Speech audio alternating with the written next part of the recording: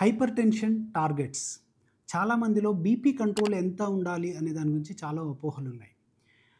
If you are more than 65 years, మీకు ఏ విధమైన మెడికల్ ఇష్యూస్ లేనట్లయితే బీపీ టార్గెట్ ఈజ్ 140/90. అంతకంటే తక్కువ మీ బీపీ మెయింటైన్ అట్లయితే సరిపోతుంది.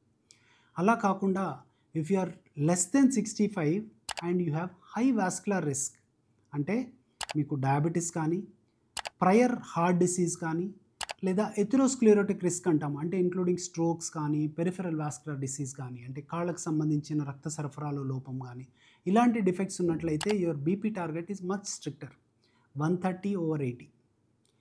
Lastly kidney disease with proteinuria.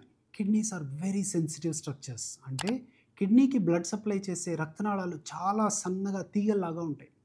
So ఇలాంటి స్ట్రక్చర్స్ బీపీ వల్ల ఈజీగా ఎఫెక్ట్ అవుతాయి.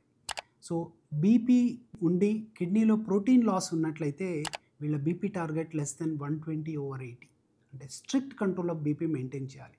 But at the same time ఈ టార్గెట్స్ అచీవ్ చేసే ప్రయత్నంలో పేషెంట్ సిమ్టమాటిక్ అయ్యే అవకాశం ఉంటుంది. అంటే కొంతమంది తల తిరగటము, నీరసం రావడం జరిగే అవకాశం ఉంటుంది.